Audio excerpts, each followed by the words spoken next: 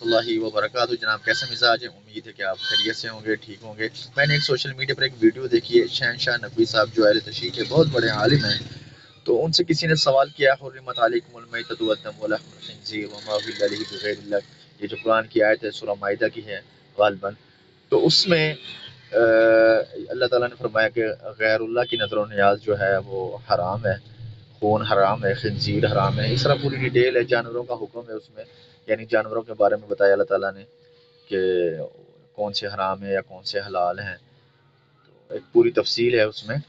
تو وہاں سے جو پوائنٹ آؤٹ کیا بندے نے وہ یہ کیا ہے کہ جی یہاں تو اللہ تعالیٰ نے حکم دیا کہ غیر اللہ کی نظر و نیاز حرام ہے، تو پھر آپ کیوں غیر اللہ کی نظر و نیاز دیتے ہیں؟ مثلا حضرت علی یا اہل بیت کی جتنی بھی شخصیات یا جتنے بھی صحابہ کرام ہیں جو اہل بیت میں سے شمار ہوتے ہیں، تو ان کی نظر و نیاز کیوں دیتے ہیں جب اللہ تعالیٰ نے کہہ دیا ہے؟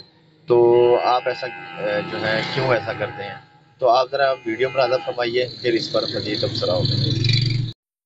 برادر سے گفتگو اتار ہوئی جس پر اس نے غیر اللہ کی نظر و نیاز کو حرام کہتے ہوئے سورہ نحل کی 115ویں آیت کا حوالہ دیا کہ تم پر صرف مردار اور خون اور سور کا گوشت اور نجس چیز اور اللہ کے سوا کسی اور کے نام کو پکار کے اگر ذبح کیا جائے جانور تو وہ حرام ہے، تو اس کو ہم نیاز اور نظر کو ہم کیا کہیں گے؟ پہلی بات تو یہ کہ یہ جو نیاز ہم امام حسین کی بناتے ہیں یہ غیر اللہ کی نیاز نہیں ہے، حسین غیر اللہ نہیں ہے،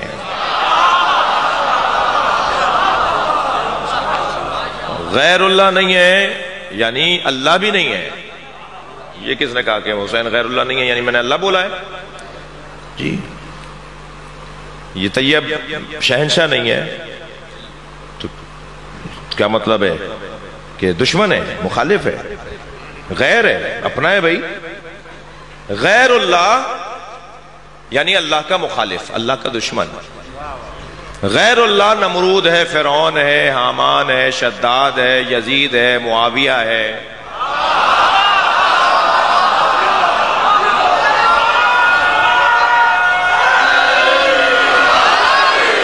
لیکن حضرت آدم، حضرت ابراہیم، حضرت موسیٰ، حضرت عیسیٰ، سرکار دو جہاں، مولا کائنات، مولا حسین، مولا صادق، مولا مہدی،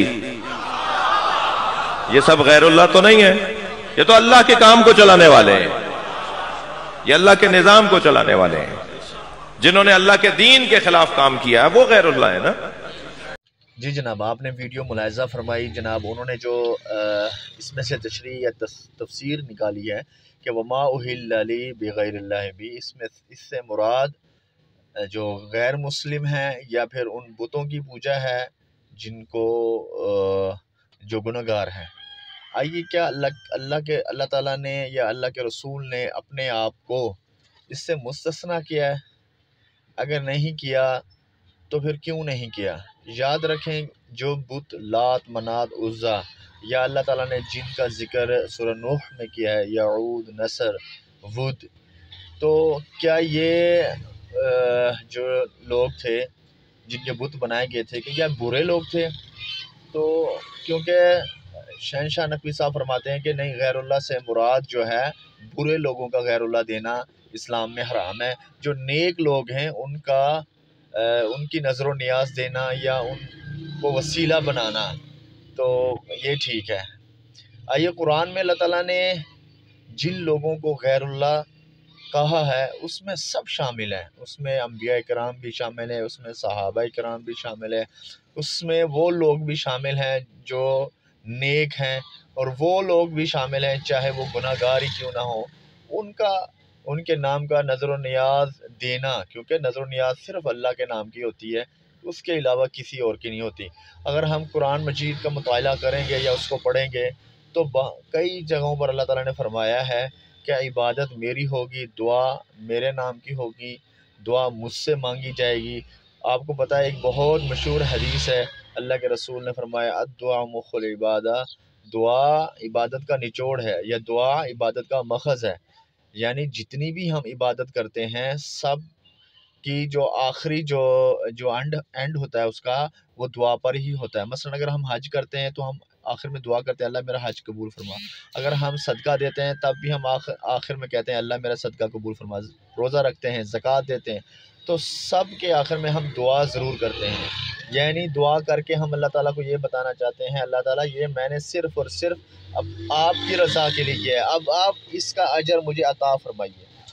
تو یہاں سے جو چیز نکالی گئی ہے کہ غیر اللہ سے مراد جو ہے وہ برے لوگ ہیں، یہ نہایت ہی غلط بات ہے. میرے خیال میں اس پر ذرا غور و فکر کرنی چاہیے.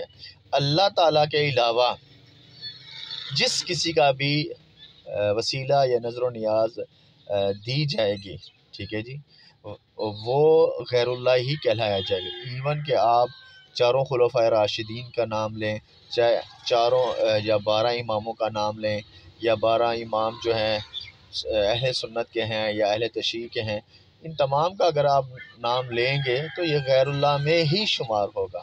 اگر یہ غیر اللہ میں شمار نہیں ہو رہا تو پھر توحید کس چیز کا نام ہے؟ ٹھیک ہے جی.